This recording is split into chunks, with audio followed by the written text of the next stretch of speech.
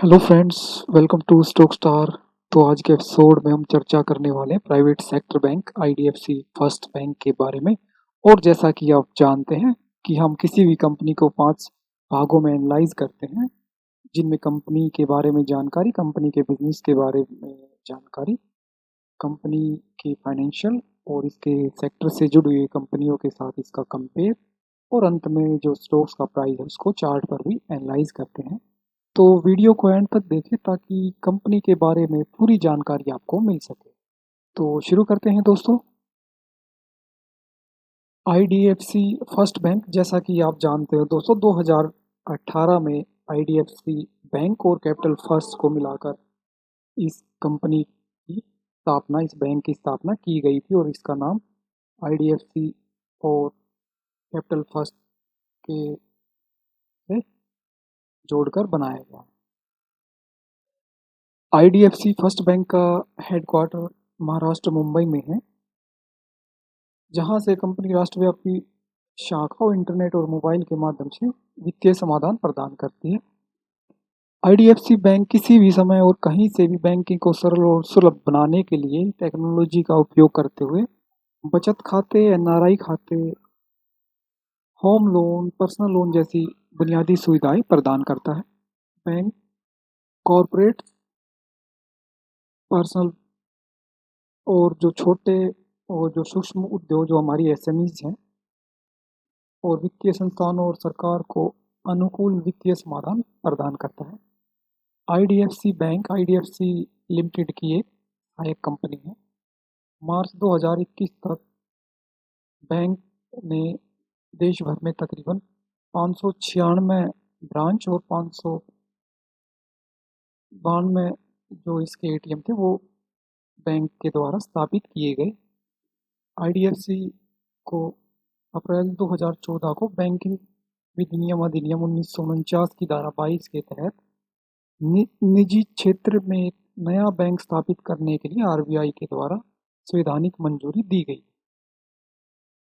Company के board of director की बात करें उससे पहले बताना चाहूँगा कि हम बोर्ड ऑफ डायरेक्टर को क्यों हाईलाइट करते हैं।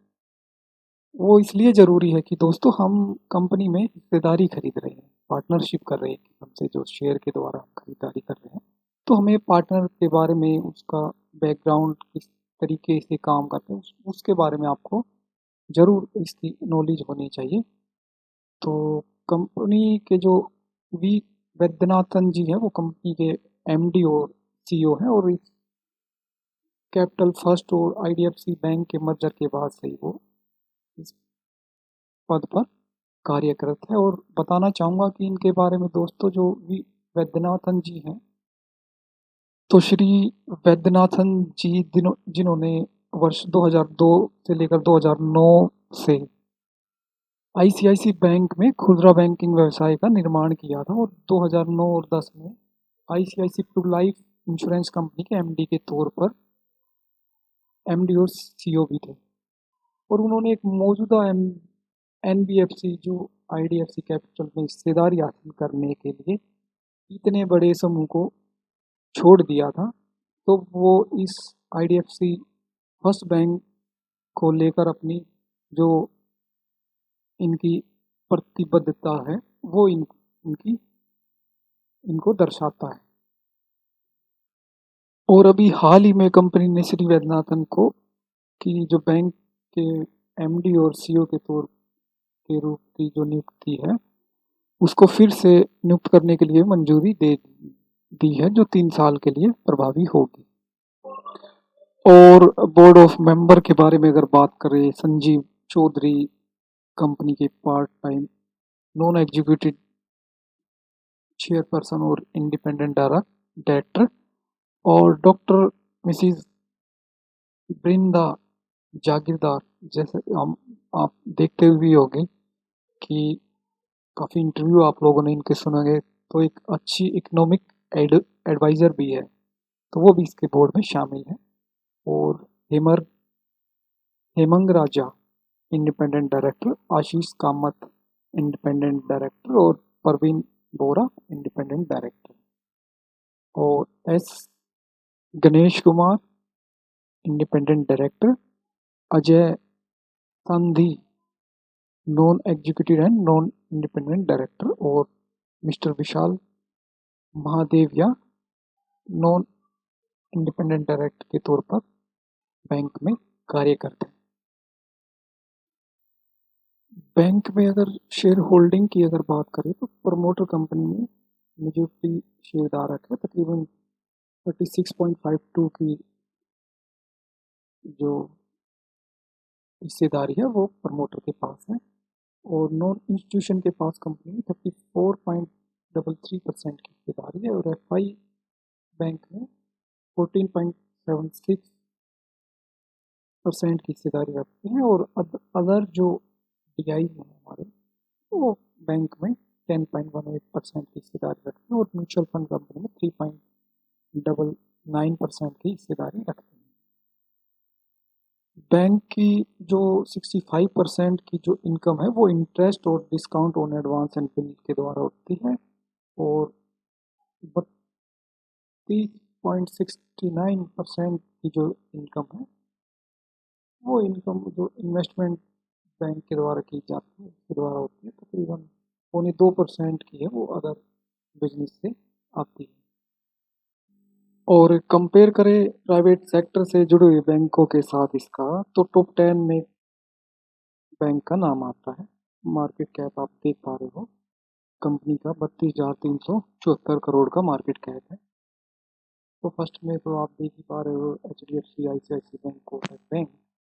ये तो मल्टी बैगर साबित हुए है। तो हमें जो आगे जो ग्रोथ दिखती है तो उसके पर्पज से हमने मिड कैप बैंक को प्राइवेट बैंक को चुना है। कंपनी के बैंक के नेट एनपीए पर अगर आप बैंक के अगर नेट एनपीए पर नज़र डालें आप देख पा रहे हो 1.86% कंपनी के नेट एनपीए है और वो इन बैंकिंग सेक्टर एनपीए की जो समस्या वो सभी में रहती है। हालांकि ये नहीं कि ये डिक्लेयर हो गए हैं, बाकी जो रिकवरी कोई 3 महीने तक अगर मिस कर देता है जो CMI वगैरह या कुछ तो उसको कंपनी है वो एनपी में बैंक है वो एनपी डिक्लेयर कर देता है, हालांकि उसकी रिकवरी पेंडिंग है वो हो जाती है। हालांकि आप अगर देखें तो यस बैंक का जो एनपी आप देख पा रहे हैं 5.88% अपने सेक्टर में सबसे अधिक और वहीं बंधन बैंक मार्केट कैप से तो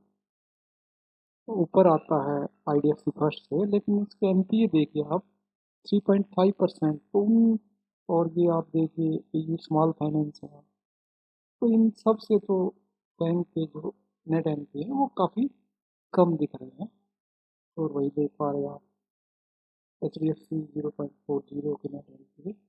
ICICI के 1.24 के। तो एनपीए जो अभी है ये हाल फिलहाल में ये हमें पिछले साल जो कोविड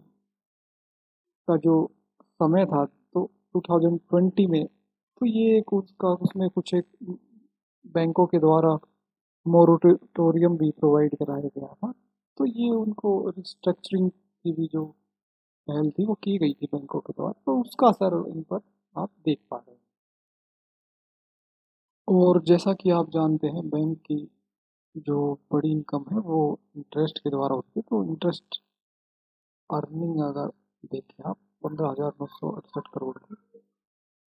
ईयर एंड में कंपनी की जो इंटरेस्ट अर्न है वो रही है। और आप देख पा रहे हैं कि बंधन बैंक और AU स्मॉल फाइनेंस बैंक में अच्छी इंटरेस्ट अर्निंग बैंक के द्वारा देखी गई है।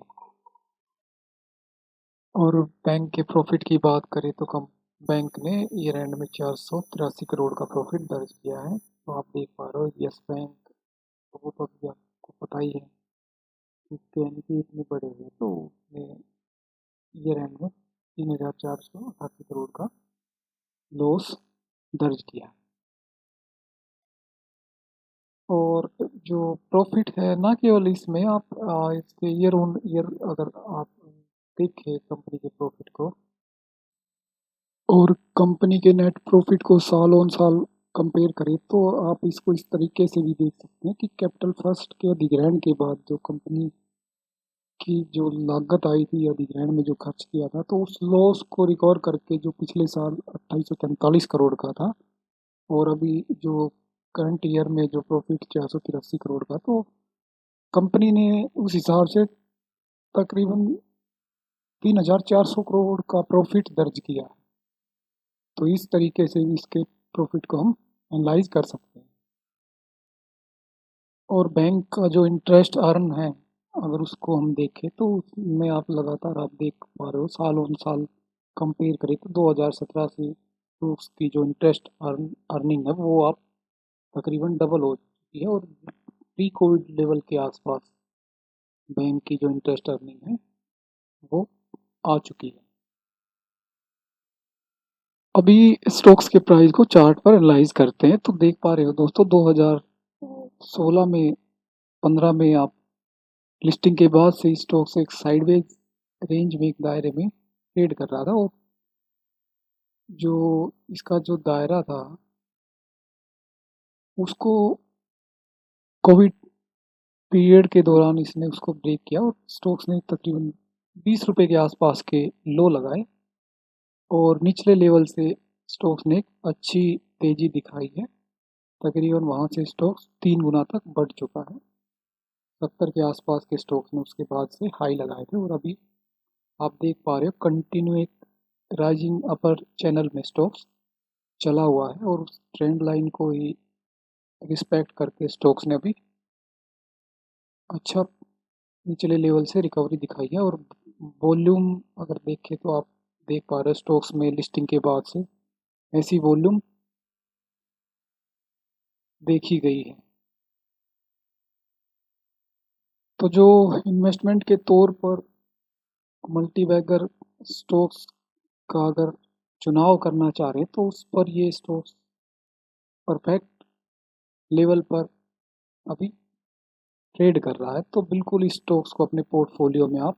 शामिल कर सकते हैं। और बैंकिंग आपको पता है कि इतनी बड़ी इंडस्ट्रीज है, और बैंक को ये कोई भी काम है तो बैंक को कोई भी काम है तो उनका जो समाधान है वो केवल पैसे से ही होता है। तो बैंकिंग एक अहम योगदान हमारी इंडस्ट्रीज को देता है। तो बिल्कुल स्टॉक्स में आप खरीदारी के बारे में इन लेवल पर आप विचार कर सकते हैं। तो आज के एपिसोड में केवल इतना ही दोस्तों, मिलते हैं नेक्स्ट वीडियो में, तब तक के लिए नमस्कार दोस्तों।